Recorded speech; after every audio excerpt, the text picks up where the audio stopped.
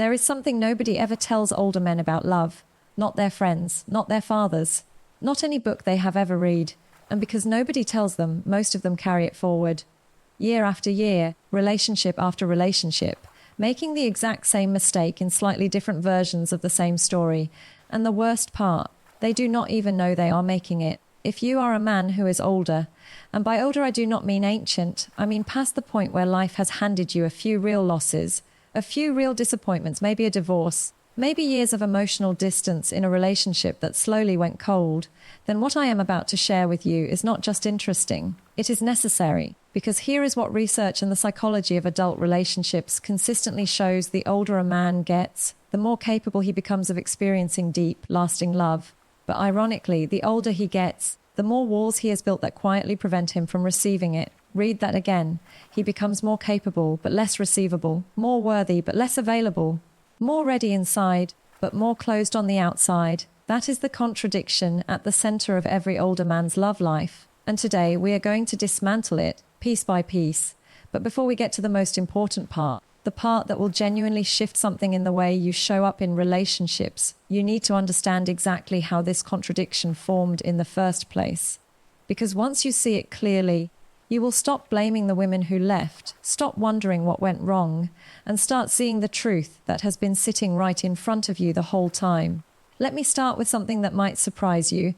A study conducted by researchers at the University of Michigan found that as men age, they actually become significantly more emotionally sensitive than they were in their youth. Not less, their capacity for empathy increases. Their tolerance for conflict decreases. Their desire for genuine connection grows stronger. But here is what happens at the exact same time.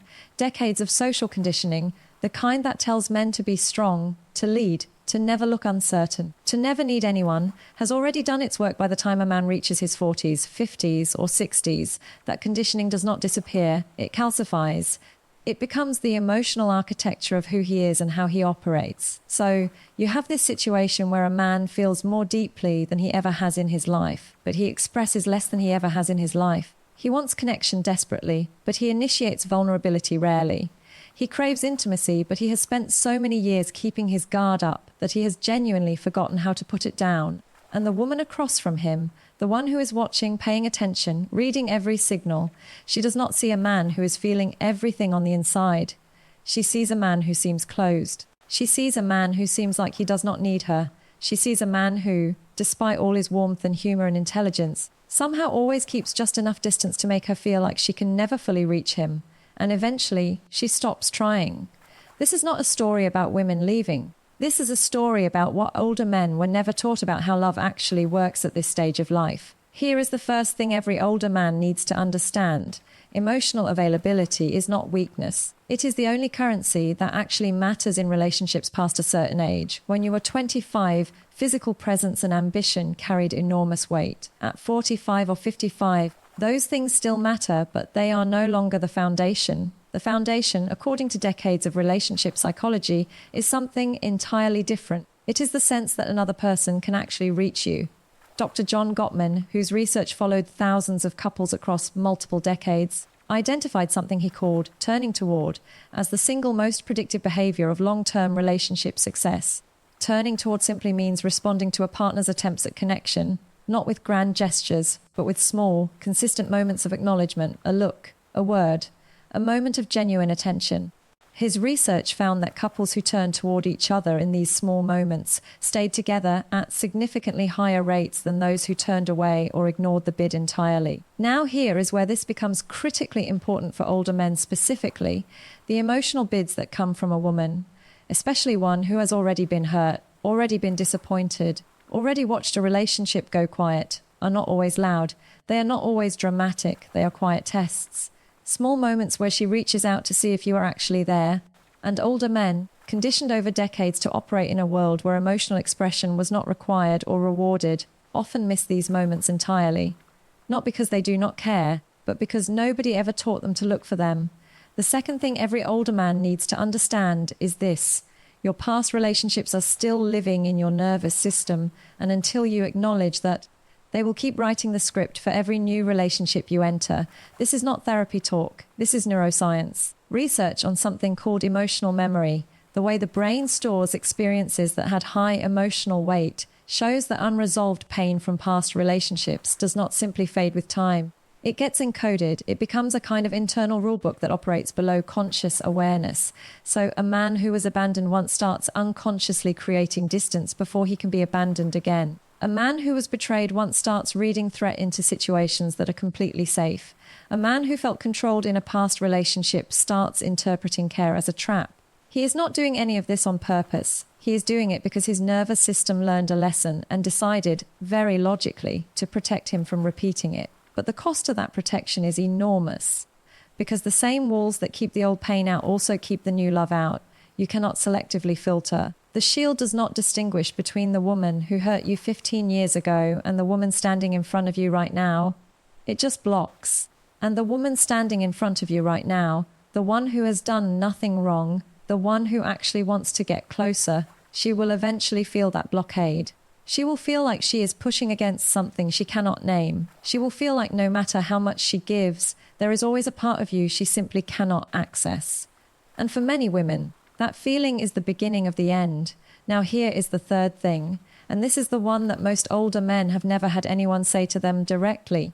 The loneliness that many older men carry is not a sign of independence, it is a warning signal. A cross-sectional study published in the journal BMC Public Health found that older men's experience of loneliness depends more heavily on whether they have a romantic partner than older women's loneliness does. In other words, men are far more socially dependent on their romantic relationships for emotional sustenance than most of them realize or want to admit. And research from the Institute of Living in the UK found that over half of the loneliest older men showed significant signs of depression, not sadness, not wistfulness, clinical, measurable depression. This matters because loneliness that goes unaddressed does not make a man wiser or more self-sufficient. It makes him more guarded, more emotionally contracted, more convinced that needing someone is a liability rather than a natural, healthy part of being human. And here is the cruel irony of that belief. The men who are most convinced they do not need anyone are often the men who need genuine connection the most. They have just built such an elaborate case for their own solitude that even they believe it. If you see yourself in any of this, that recognition is not something to push away.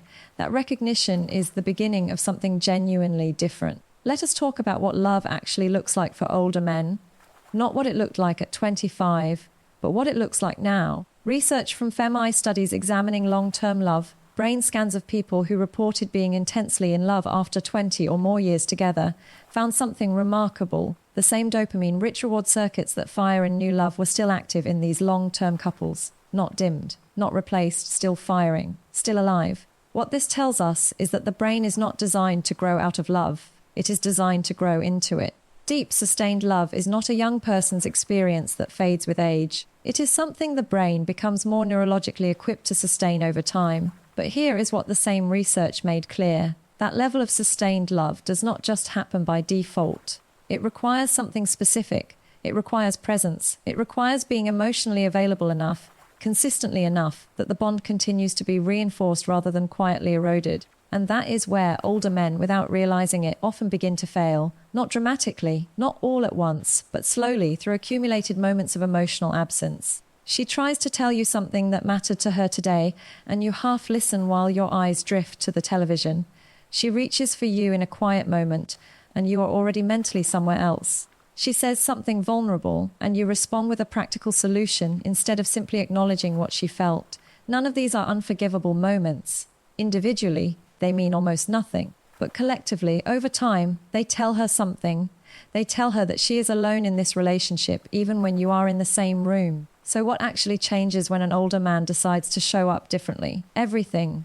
Because here is what women, particularly women who have also lived enough life to know the difference between what looks good and what actually feels good, are drawn to in an older man. It is not his success, though that is respected. It is not his appearance, though that matters. It is not his history or his accomplishments. It is his settledness. His willingness to be exactly where he is without performing something else. His ability to be present without checking out. His capacity to listen without immediately needing to fix or deflect. That quality, that deep, unhurried, undefended presence, is something that very few younger men have. But it is something older men are completely capable of. Most of them just never learn to access it intentionally. When an older man stops trying to be impressive and starts being honest, something shifts. When he says, "I do not always know how to say what I feel, but I feel it," instead of going silent, something shifts. When he acknowledges his past without making it someone else's problem, something shifts. These are not monumental changes. They are small pivots. But in relationships, small pivots change the entire trajectory. Here is what I want to leave you with. If you are an older man, you are not too late. That thought, the quiet, creeping thought that the window for real love has somehow passed, is not wisdom. It is a story your fear is telling you, and fear is one of the least accurate narrators in human experience. What is true is this: you have something now that you genuinely did not have when you were younger. You have perspective. You have depth. You have the hard-earned ability to recognize what actually matters and what does not. You know the difference between connection and performance. You know the difference between a relationship that is convenient and one that is real. The only question is whether you will let someone see that version of you, the version beneath the walls, beneath the self-sufficiency, beneath the years of armor that made a lot of sense to build but may no longer serve you. Vulnerability at this stage of life does not look like falling apart. It looks like choosing to be known. It looks like answering honestly when she asks how you are feeling instead of saying, "Fine." It looks like reaching for her hand in a quiet moment, not because the moment calls for it, but because you want to. It looks like saying out loud the things you usually only feel internally. That is not weakness. That is the most courageous thing an older man can do. And the right woman, the one who has also been through enough to know what real looks like, will recognize it immediately, not because you are performing something, but because you are finally just being it. If something in this video landed for you, if it stirred something, challenged something, or made you think of a moment you have been carrying around without quite knowing what to call it, leave a comment below with the word "open." Just that one word, because the men who are willing to type that word are the men who are actually ready to receive what this kind of awareness can give them. And I want to know how many of you are truly here. Now, before you go, you just learned what holds older men back from the love they are actually capable of. But there is another side to this conversation, because understanding yourself is only half of it. The other half is understanding her, specifically what a woman in this stage of life is actually looking for in a man, and why she will walk away from someone perfectly good if this one thing is missing. I made an entire video about it. It is called "If a Woman Does This, She Has Already Chosen You." It is on your screen right now. Click it, because what you learn in that video, paired with everything you just absorbed here, will give you a clarity about relationships that most men spend their entire lives searching for. Go watch it now.